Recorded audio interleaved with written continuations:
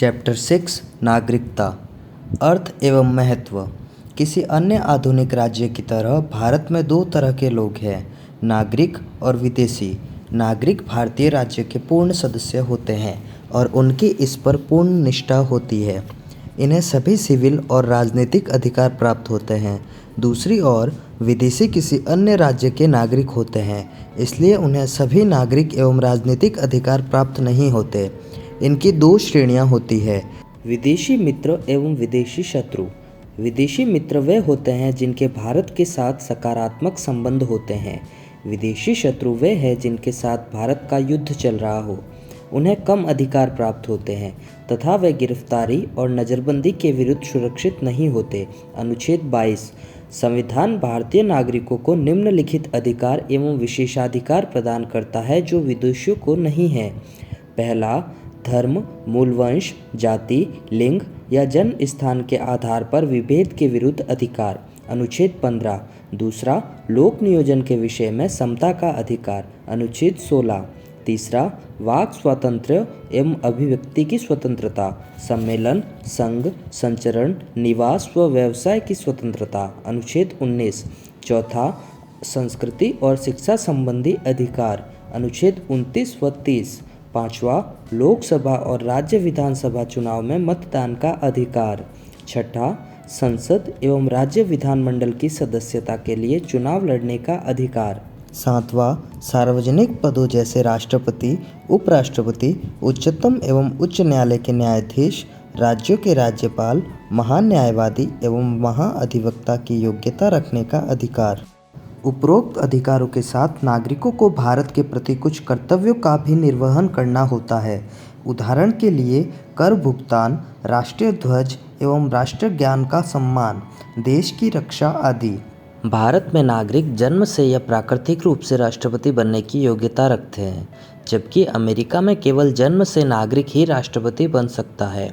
संवैधानिक उपबंध। संविधान के भाग 2 में अनुच्छेद 5 से 11 तक में नागरिकता के बारे में चर्चा की गई है। इस संबंध में इसमें स्थायी और विस्तृत उपबंध नहीं है। यह सिर्फ उन लोगों की पहचान करता है जो संविधान लागू होने के समय अर्थात 26 जनवरी 1950 भारत के नागरिक बने। इसमें न तो इनके अधिग्रहण एवं न ही नागरिकता की हानि होने की चर्चा की गई है। यह संसद को इस बात का अधिकार देता है कि वह नागरिकता से संबंधित मामलों की व्यवस्था करने के लिए कानून बनाए।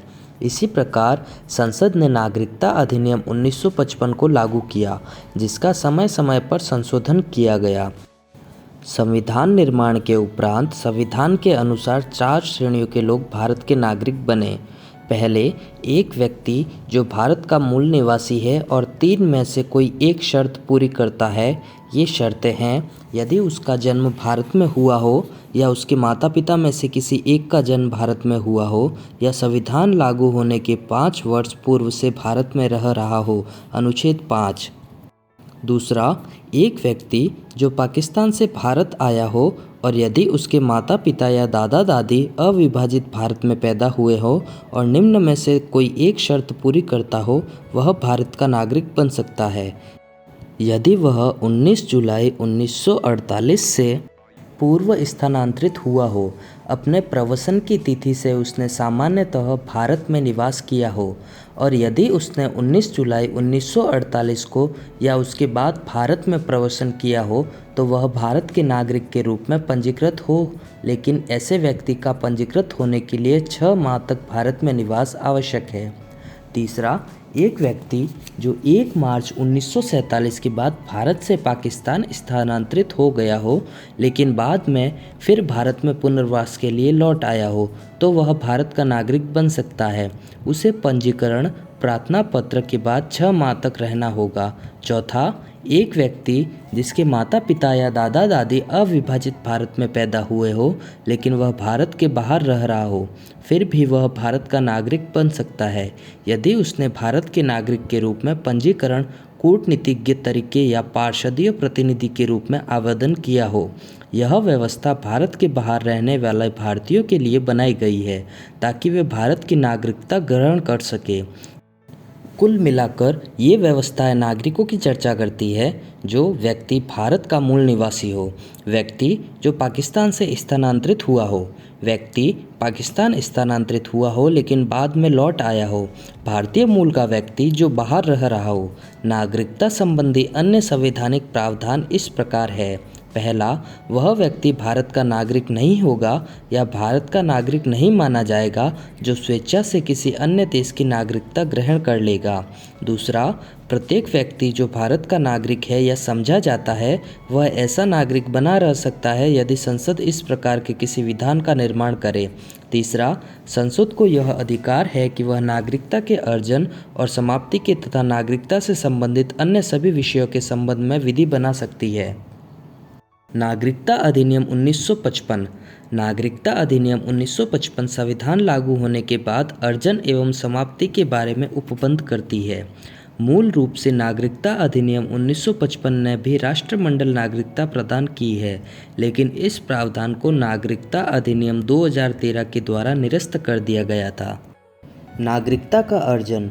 नागरिकता अधिनियम 1955 नागरिकता प्राप्त करने की 5 शर्तें बताता है, जैसे जन्म, वंशानुगत पंजीकरण, प्राकृतिक एवं क्षेत्र समाविष्टि करने के आधार पर। पहला, जन्म से। भारत में 26 जनवरी 1950 को या उसके बाद परंतु 1 जुलाई 1947 से पूर्व जन्मा व्यक्ति अपने माता पिता के जन्म की राष्ट्रीयता के बावजूद भारत का नागरिक होगा। भारत में 1 जुलाई को या उसके बाद जन्मा व्यक्ति केवल तभी भारत का नागरिक माना जाएगा यदि उसके जन्म के समय उसके माता पिता में से कोई एक भारत का नागरिक हो।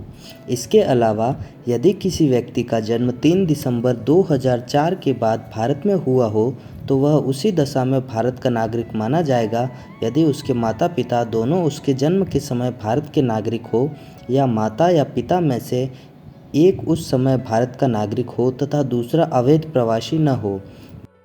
भारत में पदस्थ विदेशी राजनयिकों एवं शत्रु देश के बच्चों को भारत की नागरिकता अर्जन करने का अधिकार नहीं है। दूसरा, वंश के आधार पर। कोई व्यक्ति जिसका जन्म 26 जनवरी 1950 को या उसके बाद परंतु 10 दिसंबर 1992 से पूर्व भारत के बाहर हुआ हो, वह वंश के आधार पर भारत का नागरिक बन सकता है यदि उसके जन्म के समय उसका पिता भारत का नागरिक हो। यदि 10 दिसंबर 1992 को या उसके बाद यदि किसी व्यक्ति का जन्म देश से बाहर हुआ हो तो वह भी भारत का नागरिक बन सकता है यदि उसके जन्म के समय उसके माता पिता में से कोई एक भारत का नागरिक हो।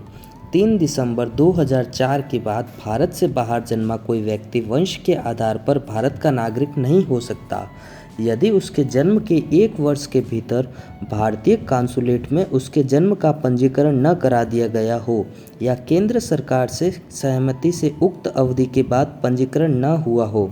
इस प्रकार के बच्चे का भारतीय कांसुलेट में पंजीकरण कराते समय आवेदन पत्र में माता पिता को इस आशय का शपथ पत्र देना होगा कि उनके बच्चे के पास किसी अन्य देश का पासपोर्ट नहीं है। पुनः एक नाबालिग जो वंश के आधार पर भारत का नागरिक है, साथ ही वह किसी अन्य देश का भी नागरिक है, तब उसकी भारतीय नागरिकता समाप्त हो जाएगी जब तक कि वह अन्य देश की नागरिकता या राष्ट्रीयता का परित्याग वयस्क होने के 6 माह के अंदर नहीं कर देता। तीसरा, पंजीकरण द्वारा। केंद्र सरकार आवेदन प्राप्त होने पर किसी व्यक्ति जो अवैध प्रवासी न हो को भारत के नागरिक के रूप में पंजीकृत कर सकता है यदि उसका निम्नांकित श्रेणियों में से किसी से संबंध हो। नामतः क, भारतीय मूल का व्यक्ति जो नागरिकता प्राप्ति का आवेदन देने से ठीक पूर्व 7 वर्ष भारत में रह चुका हो। ख, भारतीय मूल का वह व्यक्ति जो अविभाजित भारत के बाहर या किसी अन्य देश में अन्यत्र रह रहा हो। ग, वह व्यक्ति जिसने भारतीय नागरिक से विवाह किया हो और वह पंजीकरण के लिए प्रार्थना पत्र देने से पूर्व 7 वर्ष से भारत में रह रहा हो। ग, भारत के नागरिक के नाबालिग बच्चे। ड, कोई व्यक्ति जो पूरी आयु तथा क्षमता का हो तथा उसके माता पिता भारत के नागरिक के रूप में पंजीकृत हो। च, कोई व्यक्ति जो पूरी आयु तथा क्षमता का हो तथा वह या उसके माता पिता स्वतंत्र भारत के नागरिक के रूप में पंजीकृत हो या वह पंजीकरण का इस प्रकार का आवेदन देने से 12 महीने से साधारणतः निवास कर रहा हो।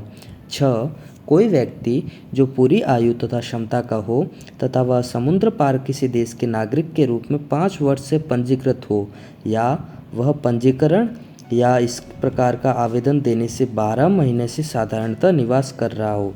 एक व्यक्ति जन्म से भारतीय मूल का माना जाएगा यदि वह या उसके माता पिता में से कोई अविभाजित भारत में पैदा हुए हो, या 15 अगस्त 1947 के बाद भारत का अंग बनने वाले किसी भू क्षेत्र के निवासी हो।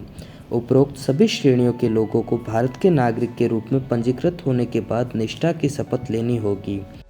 चौथा, प्राकृतिक रूप से। केंद्र सरकार आवेदन प्राप्त होने पर किसी व्यक्ति जो अवैध प्रवासी न हो को प्राकृतिक रूप से नागरिकता प्रमाण पत्र प्रदान कर सकती है यदि वह व्यक्ति निम्नलिखित योग्यताएं रखता हो। क, ऐसे देश से संबंधित नहीं हो जहां भारतीय नागरिक प्राकृतिक रूप से नागरिक नहीं बन सकते। ख, कि यदि वह किसी अन्य देश का नागरिक हो तो वह भारतीय नागरिकता के लिए अपने आवेदन की स्वीकृति पर उस देश की नागरिकता को त्याग देगा। ग, यदि वह भारत में रह रहा हो या भारत सरकार की सेवा में हो या इनमें से थोड़ा कोई एक और थोड़ा कोई अन्य हो तो उसे नागरिकता संबंधी आवेदन देने से कम 12 माह पूर्व से भारत में रह रहा होना चाहिए। घ, यदि 12 माह की इस अवधि से 14 वर्ष पूर्व से वह भारत में रह रहा हो या भारत सरकार की सेवा में हो या इनमें से थोड़ा एक में और थोड़ा अन्य में हो, इनकी कुल अवधि 11 वर्ष से कम नहीं होनी चाहिए। ड, उसका चरित्र अच्छा होना चाहिए। च, कि वह संविधान की 8वीं अनुसूची में उल्लिखित भाषाओं का अच्छा ज्ञाता हो। छ, कि उसे प्राकृतिक रूप से नागरिकता का प्रमाण पत्र प्रदान किए जाने की स्थिति में वह भारत में रहने का इच्छुक हो या भारत सरकार सेवा या किसी अंतर्राष्ट्रीय संगठन में जिसका भारत सदस्य हो या भारत में स्थापित किसी सोसाइटी, कंपनी या व्यक्तियों का निकाय हो में प्रवेश या उसे जारी रखे। हालांकि भारत सरकार उपरोक्त प्राकृतिक शर्तों के मामलों पर एक या सभी पर दावा हटा सकती है यदि व्यक्ति की विशेष सेवा विज्ञान, दर्शन, कला, साहित्य, विश्व शांति या मानव उन्नति से संबंध हो। इस प्रकार से नागरिक बने हर व्यक्ति को भारत के संविधान के प्रति निष्ठा की शपथ लेनी होगी। 5, क्षेत्र समावष्टि द्वारा। किसी विदेशी क्षेत्र द्वारा भारत का हिस्सा बनने पर भारत सरकार उस क्षेत्र से संबंधित विशेष व्यक्तियों को भारत का नागरिक घोषित करती है। ऐसे व्यक्ति उल्लिखित तारीख से भारत के नागरिक होते हैं। उदाहरण के लिए, जब पांडिचेरी भारत का हिस्सा बना तो भारत सरकार ने नागरिकता आदेश 1962 जारी किया। यह आदेश नागरिकता अधिनियम 1955 के तहत जारी किया गया। 6, असम समझौते से आच्छादित व्यक्तियों के लिए नागरिकता का विशेष प्रावधान। नागरिकता संशोधन अधिनियम 1985 असम समझौते आच्छादित व्यक्तियों की नागरिकता के लिए निम्नलिखित विशेष प्रावधान करता है।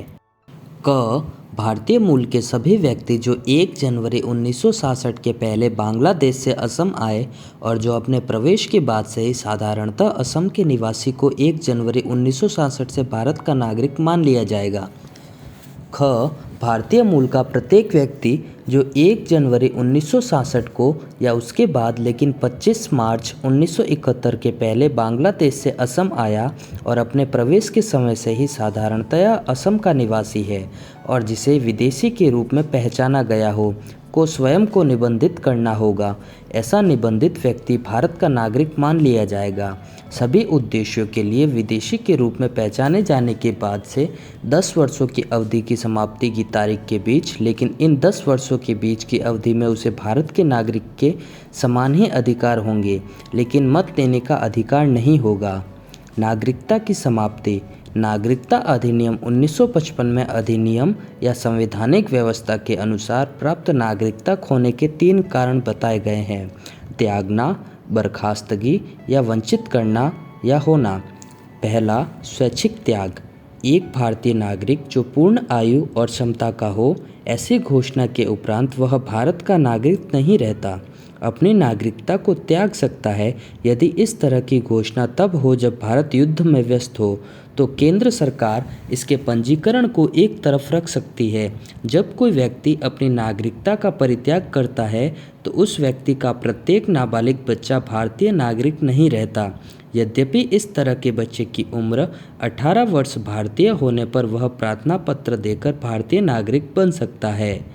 बर्खास्तगी के द्वारा यदि कोई भारतीय नागरिक स्वेच्छा से किसी अन्य देश की नागरिकता ग्रहण कर ले तो उसकी भारतीय नागरिकता स्वयं बर्खास्त हो जाएगी। हालांकि यह व्यवस्था तब लागू नहीं होगी जब भारत युद्ध में व्यस्त हो।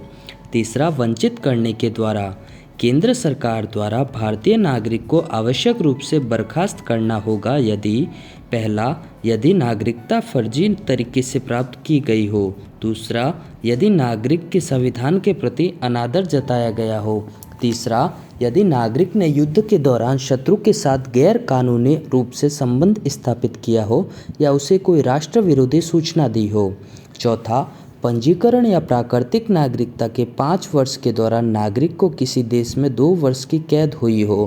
पांचवा, नागरिक सामान्य रूप से भारत के बाहर 7 वर्षों से रह रहा हो। एकल नागरिकता। यद्यपि भारतीय संविधान संघीय है और इसने दोहरी राज पद्धति को अपनाया है, लेकिन इसमें केवल एकल नागरिकता की व्यवस्था की गई है, अर्थात भारतीय नागरिकता यहाँ राज्यों के लिए कोई पृथक नागरिकता की व्यवस्था नहीं है। अन्य संघीय राज्यों जैसे अमेरिका एवं स्विट्जरलैंड में दोहरी नागरिकता की व्यवस्था को अपनाया गया है। अमेरिका में प्रत्येक व्यक्ति न केवल अमेरिका का नागरिक है वरन उस राज्य विशेष का भी नागरिक है जहाँ वह रहता है। इस तरह उसे दोहरी नागरिकता प्राप्त है और इसी संदर्भ में उसे राष्ट्रीय सरकार एवं राज्य सरकार के दोहरे अधिकार प्राप्त हैं। यह व्यवस्था भेदभाव की समस्या पैदा कर सकती है, जैसा कि राज्य अपने नागरिकों के प्रति भेदभाव बरत सकता है। यह भेदभाव मताधिकार, सार्वजनिक पदों, व्यवसाय आदि को लेकर हो सकता है।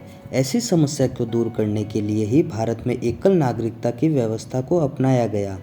भारत में सभी नागरिकों को, चाहे उनका जन्म कहीं और निवास कहीं हो, पूरे देश में समान नागरिक अधिकार प्राप्त होते हैं।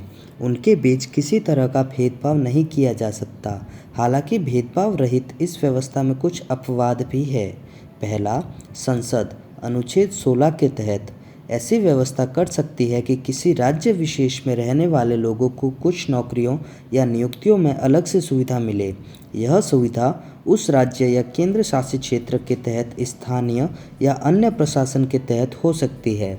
संसद ने इसी से संबंधित सार्वजनिक रोजगार निवासी के रूप में जरूरत अधिनियम 1957 को प्रभावी बनाया। भारत सरकार को यह अधिकार दिया गया कि गैर राजपत्रित पदों पर नियुक्ति के लिए आंध्र प्रदेश, हिमाचल प्रदेश, मणिपुर और त्रिपुरा के लिए निवास की अनिवार्यता करे। जैसा कि यह अधिनियम 1974 में समाप्त हो गया, उसके बाद आंध्र प्रदेश और तेलंगाना को छोड़कर किसी भी राज्य में ऐसी व्यवस्था नहीं है। अनुच्छेद 15, संविधान किसी भी नागरिक के खिलाफ धर्म, मूल वंश, जाति, लिंग, जन्म स्थान या निवास के आधार पर भेदभाव करने पर प्रतिबंध लगाता है। इसका अभिप्राय है कि निवास के आधार पर राज्य किसी को विशेष सुविधा दे सकता है, जो कि संविधान द्वारा दिए गए अधिकारों के सीमा क्षेत्र में आने वाला मामला न हो। उदाहरण के लिए, एक राज्य अपने निवासियों के लिए शैक्षणिक शुल्क में छूट दे सकता है। तीसरा, निवास एवं घूमने की स्वतंत्रता अनुच्छेद 19 के अंतर्गत अनुसूचित जनजातियों के हित में सुरक्षा का विषय है। दूसरे शब्दों में, जनजातीय क्षेत्रों में प्रवेश एवं निवास प्रतिबंधित है। निश्चित रूप से ऐसी व्यवस्था उनके लिए विशेष संस्कृति, भाषा, रिवाज आदि को बचाने के लिए की गई है। यही नहीं, यह व्यवस्था उनकी संपत्ति एवं परंपरा को बचाने एवं उनके शोषण के विरुद्ध एक सुरक्षा कवच भी है। चौथा, 2019 तक जम्मू कश्मीर एवं विधायिका निम्नलिखित के लिए अधिकृत थी। क, उन व्यक्तियों को परिभाषित करना जो जम्मू एवं कश्मीर राज्य के स्थायी निवासी है, और ख, ऐसे स्थायी निवासियों को निम्न मामलों में विशेष अधिकार एवं सुविधाएं प्रदान करना। पहला, राज्य सरकार की सेवा में रोजगार। दूसरा, राज्य में अचल संपत्ति अर्जित करना। तीसरा, राज्य द्वारा छात्रवृत्ति या अन्य प्रकार की सहायता प्राप्त करने का अधिकार। उपरोक्त प्रावधान भारत के संविधान के अनुच्छेद 35A पर आधारित थे। यह अनुच्छेद संविधान आदेश द्वारा संविधान में जोड़ा गया। यह संवैधानिक आदेश राष्ट्रपति द्वारा संविधान के अनुच्छेद 370 के अंतर्गत पारित किया गया। जिसने जम्मू एवं कश्मीर राज्य को विशेष दर्जा दे रखा था। 2019 में एक नए आदेश के तहत संविधान आदेश 2019 द्वारा राष्ट्रपति ने इस विशेष दर्जे को वापस ले लिया। इस नए आदेश ने पूर्व के आदेश को अधिक्रमित कर दिया। भारत का संविधान कनाडा की तरह एकल नागरिकता का उपबंध करता है और एकीकृत अधिकार प्रदान करता है। यह व्यवस्था भाईचारे और लोगों के बीच एकता बनाए रखने के लिए की गई है ताकि एक शक्तिशाली भारतीय राष्ट्र की स्थापना हो। इसके बावजूद भारत में सांप्रदायिक दंगे, वर्ग संघर्ष, जातीय युद्ध, भाषाई विवाद आदि होते रहते हैं। इस तरह संविधान निर्माताओं का एक एकीकृत भारतीय राष्ट्र निर्माण का लक्ष्य पूरा नहीं किया जा सका है। विदेशी भारतीय नागरिकता। सितंबर 2000 में भारत सरकार विदेश मंत्रालय ने भारतीय डायस्पोरा पर LM सिंघवी की अध्यक्षता में एक उच्च स्तरीय समिति का गठन किया। कमेटी को वैश्विक भारतीय डायस्पोरा के व्यापक अध्ययन करने तथा उनके साथ रचनात्मक संबंध बनाने के लिए अनुशंसा देने का कार्य सौंपा गया। समिति ने अपनी रिपोर्ट जनवरी 2002 में सौंपी। इसने नागरिकता अधिनियम 1955 में संशोधन की सिफारिश की ताकि भारतीय मूल के व्यक्तियों को दोहरी नागरिकता प्रदान की जा सके, लेकिन कुछ विशेष देशों के रहने वालों को ही। उसी अनुसार नागरिकता अधिनियम 2003 में विदेशी भारतीय नागरिकता का प्रावधान किया गया। 16 निर्दिष्ट देशों के PIO यानी भारतीय मूल के व्यक्तियों के लिए पाकिस्तान और बांग्लादेश को छोड़कर इस अधिनियम ने पूर्व मुख्य अधिनियम के राष्ट्रमंडल नागरिकता से संबंधित सभी प्रावधान हटा दिए। बाद में नागरिकता अधिनियम 2005 में सभी देशों के भारतीय मूल के व्यक्तियों को विदेशी भारतीय नागरिकता प्रदान करने प्रावधान किए गए, जब तक कि उनके गृह देश स्थानीय कानून के अनुसार दोहरी नागरिकता प्रदान करते हो। पुनः नागरिकता अधिनियम 2015 ने मुख्य अधिनियम में विदेशी भारतीय नागरिकता संबंधी प्रावधानों को संशोधित कर दिया। इसने भारतीय विदेशी नागरिकता कार्ड होल्डर के नाम से एक नई योजना शुरू की है, जिसमें PIO कार्ड स्कीम तथा OCI कार्ड स्कीम को मिला कर दिया है। PIO कार्ड स्कीम को 19/8/2002 में शुरू किया गया था और उसके बाद OCI कार्ड स्कीम 2/12/2005 में शुरू की गई थी। दोनों स्कीमें साथ साथ चल रही थी। वैसे OCI स्कीम अधिक लोकप्रिय थी। आवेदक इस कारण भ्रम की स्थिति में थे। आवेदकों का भ्रम दूर कर उन्हें अधिक सुविधाएं प्रदान करने के लिए भारत सरकार ने PIO तथा OCI को मिलाकर एकल स्कीम का सूत्रण किया, जिसमें दोनों स्कीमों के सकारात्मक पक्षों को शामिल किया गया। इस प्रकार इस उद्देश्य की पूर्ति के लिए नागरिकता संशोधन अधिनियम 2015 अधिनियमित किया गया। PIO स्कीम 9/1/2015 के प्रभाव से रद्द कर दी गई और यह अधिसूचित किया गया कि सभी चालू PIO कार्ड धारक 9/1/2015 से OCI कार्ड धारक मान लिए जाएंगे। नागरिक अधिनियम 2015 विदेशी भारतीय नागरिक को बदलकर विदेशी भारतीय नागरिक कार्ड धारक कर दिया गया और मुख्य अधिनियम में निम्नलिखित प्रावधान किए गए। विदेशी भारतीय नागरिक कार्ड होल्डर का निबंधन। पहला, भारत सरकार आवेदन प्राप्त होने पर किसी विदेशी भारतीय नागरिक कार्ड धारक को पंजीकृत कर सकती है। ए, पूर्ण आयु एवं क्षमता वाला कोई व्यक्ति जो कि किसी अन्य देश का नागरिक है लेकिन संविधान लागू होने के समय अथवा उसके बाद भारत का नागरिक था, अथवा जो कि किसी अन्य देश का नागरिक है लेकिन संविधान लागू होने के समय भारत का नागरिक होने के लिए अहर्ह था, अथवा जो कि किसी अन्य देश का नागरिक है लेकिन उस भूभाग से संबंध रखता है जो 15 अगस्त 1947 के बाद भारत का भाग हो गया, अथवा जो कि किसी नागरिक का पुत्र पुत्री या पौत्र पौत्री या पड़पोत्र पड़पोत्री हो, अथवा कोई व्यक्ति जो धारा ए में उल्लिखित व्यक्ति का नाबालिग बच्चा हो, अथवा कोई व्यक्ति जो कि नाबालिग बच्चा हो जिसके माता पिता भारत के नागरिक हैं, अथवा दोनों में से एक भारत का नागरिक हो, अथवा भारतीय नागरिक का विदेशी मूल का की पत्नी या पति, अथवा विदेशी भारतीय नागरिक कार्ड धारक का विदेशी मूल का पत्नी या पति जिसका विवाह निबंधित है और आवेदन प्रस्तुत करने की तिथि के पूर्व कम से कम 2 वर्ष तक लगातार चला हो। कोई भी व्यक्ति जो स्वयं अथवा जिसके माता पिता में से कोई एक अथवा जिसके दादा दादी परदादा परदादी पाकिस्तान बांग्लादेश अथवा ऐसे किसी देश जिन्हें भारत सरकार उल्लेखित कर सकती है, विदेशी भारतीय नागरिक कार्ड होल्डर के लिए निबंधन के लिए अर्ह नहीं होगा। भारत सरकार उस आंकड़े को उल्लेखित कर सकती है जिसमें सूचीबद्ध भारतीय मूल के कार्ड धारक व्यक्तियों को विदेशी भारतीय नागरिक कार्ड होल्डर मान लिया जाएगा। तीसरा, बिंदु 1 में कोई बात पहले रहते भी केंद्र सरकार अगर संतुष्ट हो कि कोई विशेष परिस्थिति बनती है, उन परिस्थितियों को लिखित में अभिलेखित कर किसी व्यक्ति को विदेशी भारतीय नागरिक कार्ड होल्डर के रूप में निबंधित कर सकती है। दूसरा, विदेशी भारतीय नागरिक कार्ड होल्डर को प्राप्त अधिकार। एक विदेशी भारतीय नागरिक कार्ड होल्डर को ऐसे अधिकार प्राप्त होंगे जैसा कि केंद्र सरकार उल्लेखित या विशिष्ट निर्देशित कर सकती है। एक विदेशी भारतीय नागरिक कार्ड होल्डर को निम्नलिखित अधिकार नहीं होंगे जो कि किसी भारतीय नागरिक को होते हैं।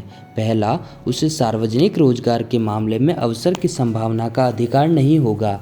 दूसरा, वह राष्ट्रपति चुने जाने के लिए अर्ह नहीं होगा। वह उपराष्ट्रपति चुने जाने के लिए अर्ह नहीं होगा। वह सर्वोच्च न्यायालय का न्यायाधीश नियुक्त किए जाने के लिए अर्ह नहीं होगा। वह उच्च न्यायालय का न्यायाधीश नियुक्त किए जाने के लिए अर्ह नहीं होगा।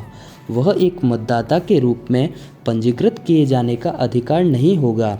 वह लोकसभा या राज्यसभा का सदस्य बनने के लिए अर्ह नहीं होगा। वह राज्य विधानसभा या राज्य विधान परिषद का सदस्य जाने के लिए अर्ह नहीं होगा।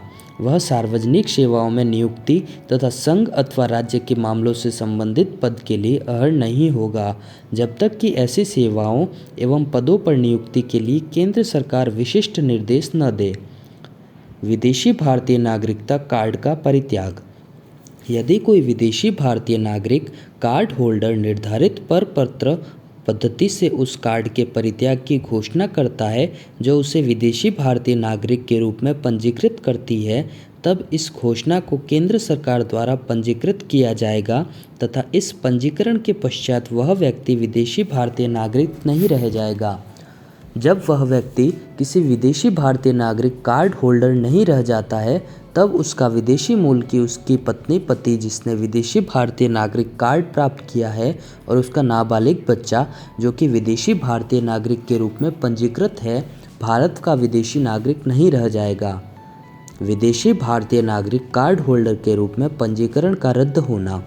केंद्र सरकार विदेशी भारतीय नागरिक कार्ड होल्डर के रूप में किसी व्यक्ति का पंजीकरण रद्द कर सकती है यदि वह संतुष्ट है कि विदेशी भारतीय नागरिकता कार्ड होल्डर धोखाधड़ी, असत्य प्रतिनिधित्व अथवा भौतिक साक्ष्यों को छुपाकर प्राप्त की गई है, अथवा विदेशी भारतीय नागरिक कार्ड होल्डर ने भारत के संविधान के प्रति अनिष्ठा प्रदर्शित की हो, अथवा विदेशी भारतीय नागरिक कार्ड होल्डर ने ऐसे किसी युद्ध जिसमें भारत भी संलग्न है के दौरान शत्रु के साथ गैर कानूनी रूप से संपर्क स्थापित किया है, अथवा विदेशी भारतीय नागरिक कार्ड होल्डर ने पंजीकरण के 5 वर्षों के अंदर 2 वर्षों से कम की कैद की सज़ा भुगती है, अथवा यदि ऐसा करना भारत की संप्रभुता एवं अखंडता, भारत की सुरक्षा, किसी दूसरे देश के साथ मैत्रीपूर्ण संबंध अथवा सामान्य जनता के हित में हो, अथवा किसी विदेशी भारतीय नागरिक कार्ड होल्डर का विकास